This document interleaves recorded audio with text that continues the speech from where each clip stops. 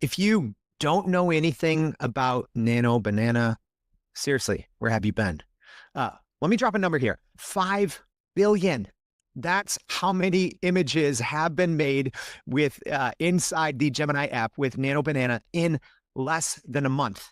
And maybe you're thinking, oh, okay, Jordan, like, I'm not like a creative person. I'm not a technical person. Why would I use Nano Banana? Well, you're going to want to listen to today's show and stick around. Trust me, because we're going to be uncovering some of the secrets and real power behind Nano Banana and how you can even in natural language, create an app in a couple of minutes that is actually using Nano Banana. It's going to be wild.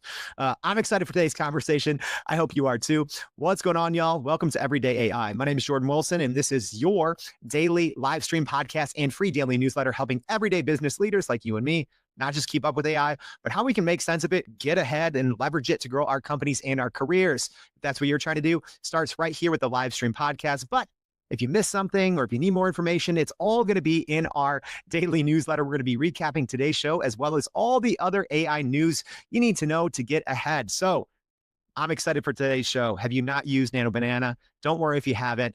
Make sure if you're listening on the podcast, this is one of those more visual ones. So you might want to go to our website and watch the video if you're not going to catch it, catch it on the YouTube stream or anything like that. But let's just get into it. I'm excited for today's guest. So please help me welcome to the show. We have Paige Bailey, the AI Developer Relations Lead for Google DeepMind. Paige, thank you so much for joining the Everyday AI Show. Thank you so much for having me. And I can't wait to share more about what we've been building, especially for Nano Banana, some of the other AI features that we've been incorporating into Google Workspace and our other Google products. Yeah, it's been great. And, as someone that's been covering generative AI every day for like 3 years, there's been very few moments where I'm like, oh my gosh, there's been like 5. And Nano Banana has been one of them. But before we get into it, Paige, can you just tell me a little bit and our audience a little bit about, what your role is at Google DeepMind and what it is that, you're kind of working on a day-to-day?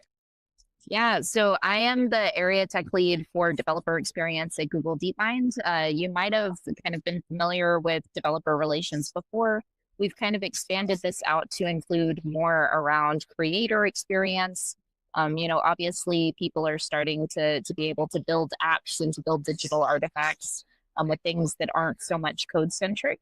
So being able to kind of help people be successful there, to work with the product teams and the engineering teams, as well as the modeling teams, to make sure that we're getting the right data into pre-training, that we have the right evals for the models, and really just trying to make sure that as you're building with Gemini, as you're building with VO3, that you're able to do everything that you need to do. And prior to this, I started as kind of a machine learning engineer back in 2009. Building models mostly in kind of the earth sciences. My background is geophysics and applied math. And then the world has certainly changed quite a bit since then. It's changed a ton, right? So I even remember, I was at, Google Cloud Next, and, you and Logan took the stage there, and I'm like remembering now, and just seeing the difference between, that was like April or May and where we are today, what's possible for both developers and non-developers has completely changed. So just describe for our audience, what are, how capable, are people now to build something that maybe if they didn't have the skills before, how has it changed? Yeah, I think it's truly remarkable what you can do with Nano Banana in particular. So you can think of it as kind of a natural language interface for images that allows you to do most of what you would be doing in Photoshop. So you can remove backgrounds, you can colorize images that might be historic images of your family. You can make them higher resolution. You can kind of take your Pinterest mood boards and turn them into actual like visualizations using your own home as kind of the background scaffolding. You can create really, really beautiful and hyper grounded new kind of portrait photos. You can generate your own passport photos, like all sorts of things. And it's been really remarkable to see what people have been doing there. And then another product that we're really excited about is called Build.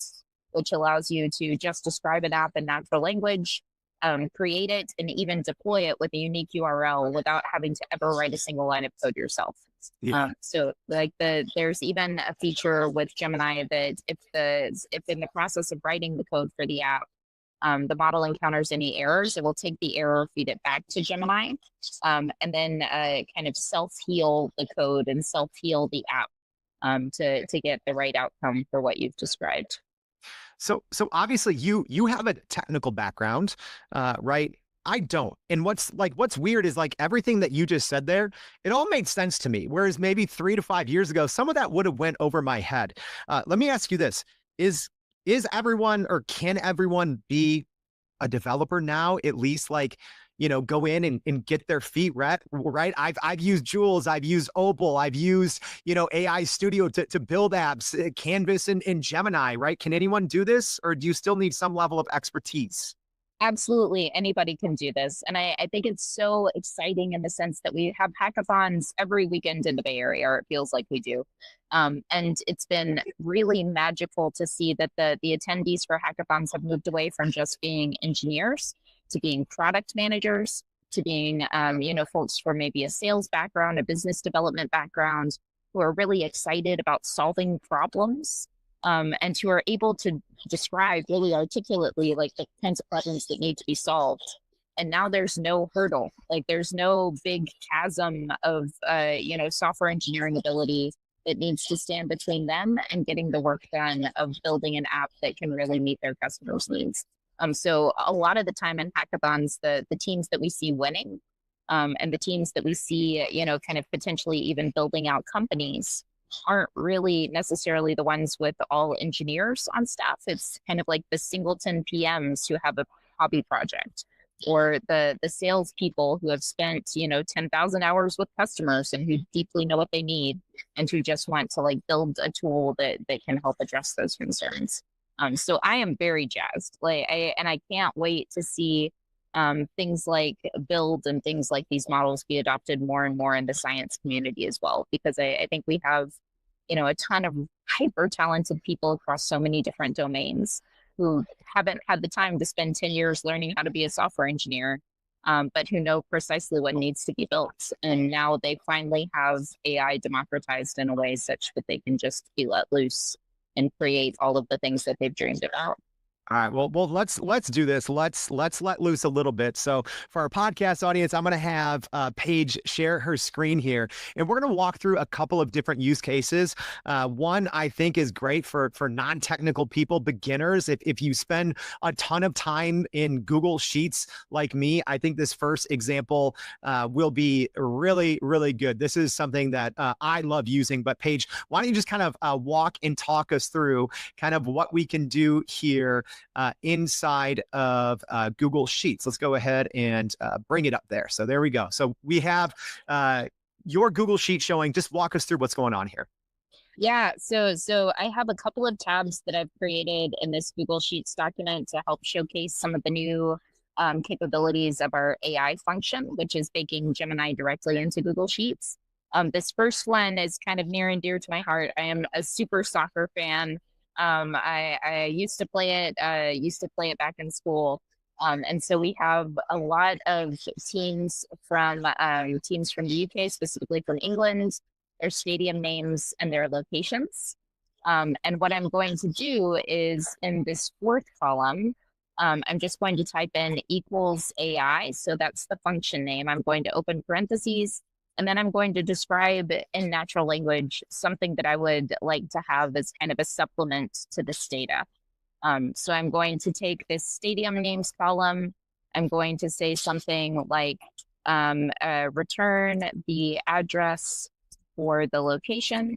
I'm going to add a comma. I'm going to add the kind of link to that cell. So this is all very familiar if you've ever used Sheets before, if you've ever used Excel before. I'm going to hit enter. And immediately behind the scenes, Gemini kind of returns the location of the stadium name in the United Kingdom. And then even better, kind of similar for user experience to all of those other functions that you might have used before. it kind of fills in and populates each one of the cells in the column based on that stadium name and location. So it's pretty cool to be able to see this happen in real time.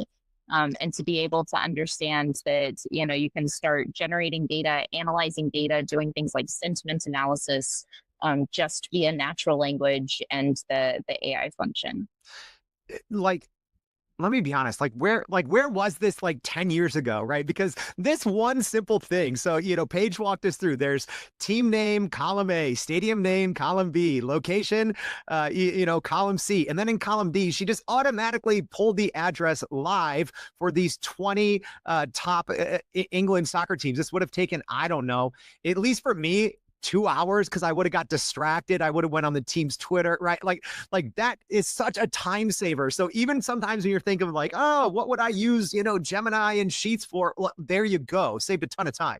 Exactly. And it's also really useful. Like, I'm sure if anybody has ever done data pre-processing or data cleaning before, you've experienced the pain that is, people's names spelled slightly differently or capitalized slightly differently in the same column. State names, city names, slightly misspelled. Like with this function, what you can do is you can kind of go through, and for those fuzzy problems that didn't even have like exact functions to help you tackle, this AI feature can kind of go through and make data pre-processing so much easier. I have been using it all the time, honestly. And I think it unlocks kind of these more complicated data analysis workflows for people who previously would have had to learn something like Python or R to do those automations.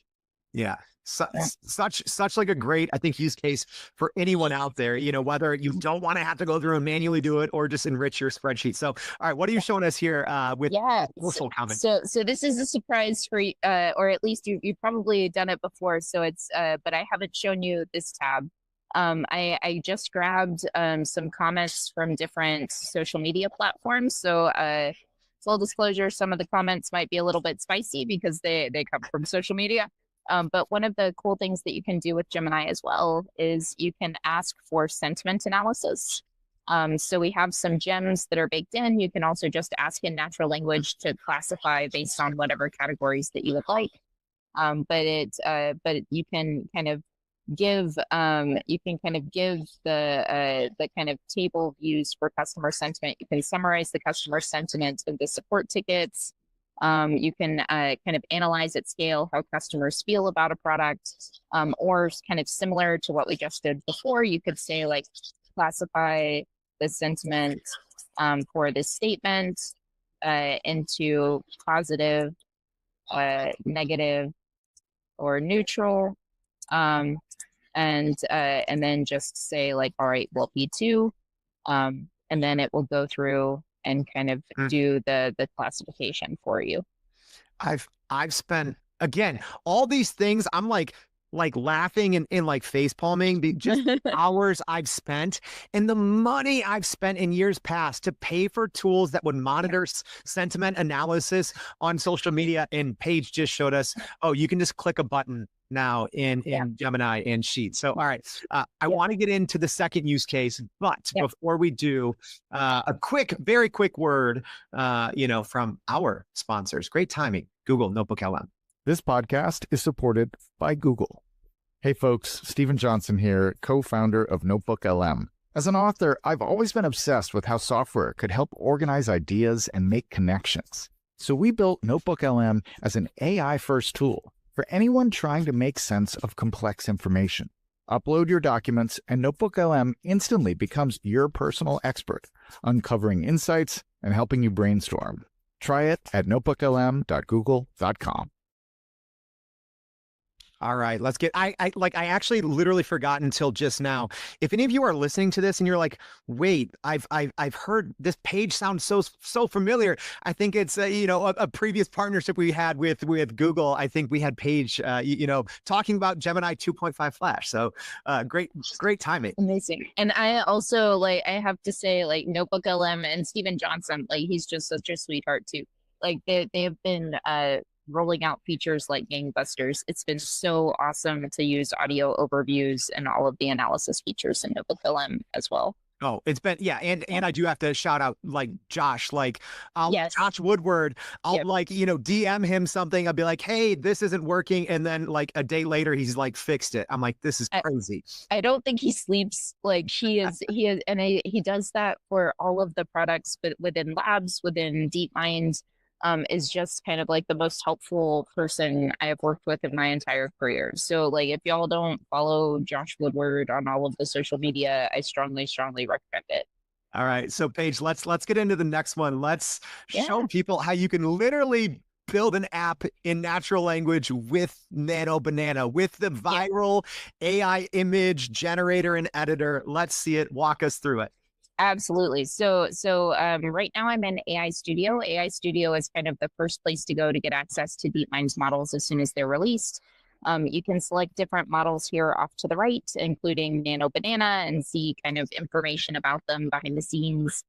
You can also use many of these models in our products like the Gemini app, but this just kind of gives you an under the hood kind of view for a lot of the models and their capabilities. But the feature that we're talking about today is this thing called Build. It's this little puzzle piece guy that you might see here off to the left. And when you click on it, you're kind of put into this gallery of a whole bunch of apps that the team has created to kind of inspire you.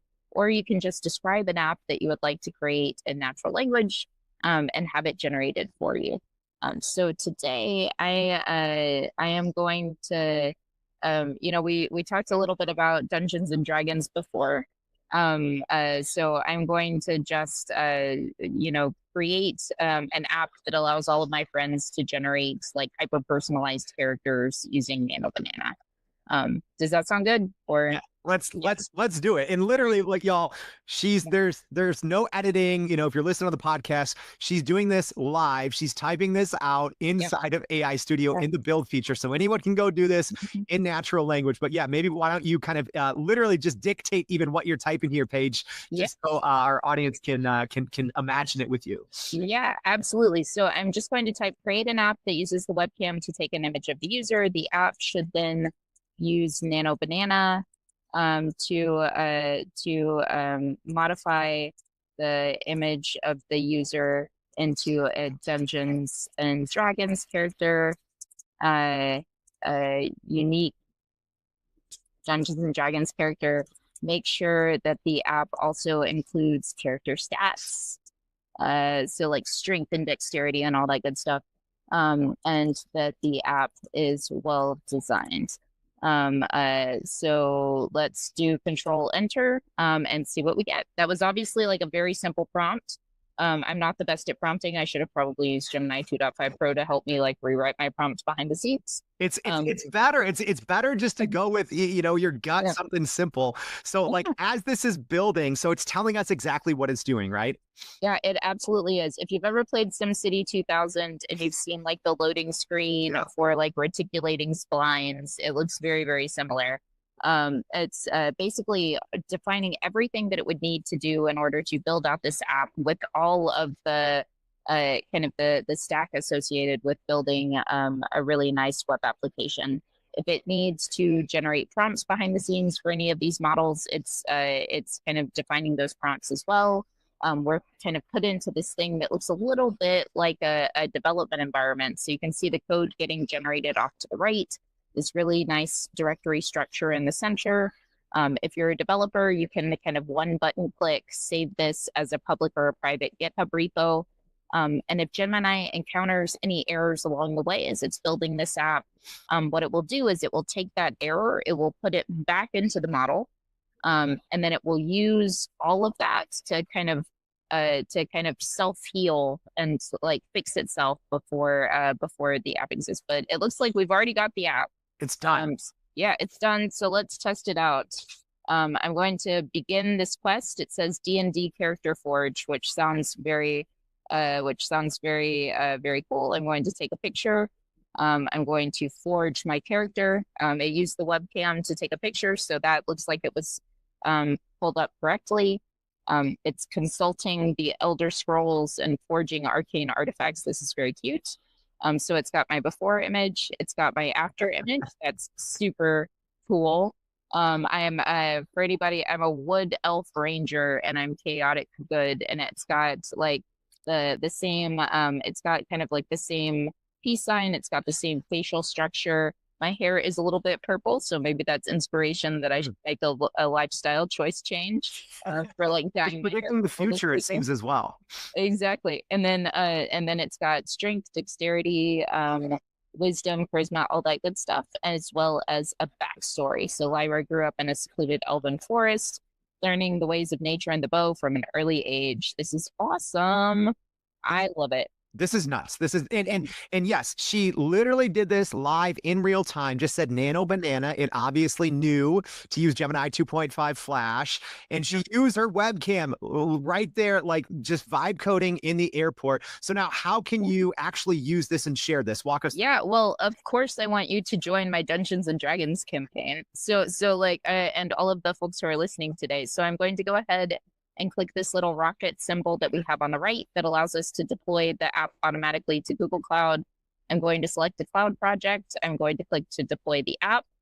And then it will kind of generate a unique URL behind the scenes. So this URL you can share with friends, family, coworkers, and it will also hook up everything else that you need from a cloud project perspective. So storage, logging, Cloud Run, like it hooks up all of the infrastructure, so you don't have to worry about any of it. It's doing it in a secure way because it's using Google Cloud. And then if I click this kind of cloud project, it will also give me insight into logs, so all of the things that were required to build this app, and then also billing. So if this happens to go viral, I can kind of see, and also no judgment. This is my personal GCP account. It shows me all of the services and all of the costs associated for the different products that have been used. So it's really, really nice to have all of this handy. And we were able, like, this is effectively a hackathon project using Nano Banana deployed with a unique URL that took us less than like 2 minutes to build. It's kind of bonkers. Amazing. Yeah, amazing. Yeah. Like I even as Paige was talking there, I already used it. I already have my own character. Not as much strength and dexterity as Paige, but I got to start somewhere. I got to start somewhere. All right. So Awesome. Paige, you gave us a great Gemini use case for non-technical people. We dove into and talked about some different Nano Banana use cases. You built something literally live in like a minute. So I want to ask you this as a third thing. What's been your personal favorite either use case of Nano Banana, your favorite project you've seen maybe someone else build? What's kind of that one thing that you always go to? You're like, this is such a great use case, because I feel there's like unlimited use cases. There's so many use cases. One of my favorites has really been, because often I don't have time for professional, like the kind of professional headshots that you might put on LinkedIn for myself, and I know that my coworkers don't either. You can ask for Nano Banana to create professional headshots. I've been using it to colorize old family photos, which has been like really exciting for my mom and for all of my like family members to see. There's also a really great use case where you can give it an aerial satellite image of a place and then have it turn into an isometric building that you could use for a game. So it looks like kind of a pixelated scene from a video game. You can have it imagine what a street view looks like for a given place that you might have on satellite images. But one that everybody on the call can try out today, that's part of our kind of Gemini app showcase, is actually called Past Forward. It was created by my colleague Amar. And what you can do is you can generate yourself through the decades, which is quite cool. So if I was to kind of upload a photo, so I'm just going to select an old photo that I have kind of hanging out on my my laptop. I'm going to click generate, and then this app behind the scenes, and I'm going to zoom out a little bit so folks can see. It creates different images from the 1970s, from the 2000s, and kind of allows you to kind of see yourself in all of those different age. I love the aviator glasses from the 70s, like holy moly. But it, and also the big hair from the 1980s, like I would absolutely rock that. Like this is really, really cool. And is something that you could do today with your friends, your family, and kind of have displayed along the way as well. The possibilities are literally mind-boggling, right? Absolutely. Paige, I could have you show us hundreds of demos every day, and I still don't think we could honestly scratch the surface of what's possible in Nano Banana. But as we wrap up today's show, Paige, what would you say is your one most practical or tactical piece of advice that you have for people to start going in and maybe either using Nano Banana on the front end in AI Studio or building with it? What's that one piece? Yeah, so I would strongly recommend, like, I know there's a lot coming out. Like at DeepMind, it feels like we're releasing new models and new features every 4 or 5 days. So it's been a hard thing to keep up, even for all of the folks working on the team. But really, the best way to kind of understand what these models are capable of is to test them out yourself. So roll up your sleeves. Like Google's made a lot of these models available to use for free via the Gemini app, via NotebookLM, via AI Studio. So if you have something that you've been curious about, if you have like a workflow that's really frustrating that you would love to automate, just go in, ask Gemini like to help you write a prompt if you don't know how to prompt yourself, or if you're just getting started, and just test it out. Like, and I guarantee you, if you try it, if you keep iterating, if it doesn't work the first time, I think that you will be surprised to see how far these models have come over the last 6 months. And given that this is a new space, given that this is a complete reimagining of everything machine learning and AI over this past couple of years, like you're getting started at pretty much the same place that everybody else is getting started. So really, there's still time, there's still room to get in on the ground floor. Don't be afraid, like just test things out. I don't know what's more impressive, what we've seen in Nano Banana or what Paige Bailey just delivered in 27 minutes in terms of value. My gosh. So if you missed anything, if you're listening, make sure you go check out our newsletter. We're going to be recapping it all. But Paige, thank you so much for taking time out of your day to join the Everyday AI Show. We really appreciate it. Thank you. Thank you for everything that you're doing to kind of bring AI to everyone and to make it approachable and accessible. We appreciate you, and can't wait to listen to your next podcast. All right. Well, hey, every day. So you can't, it's hard to miss it. It's hard to miss it. All right. So thank you everyone for tuning in. Like I said, if you haven't already, please go to youreverydayai.com. Sign up for that free line newsletter. We'll see you back later for more Everyday AI. Thanks, y'all.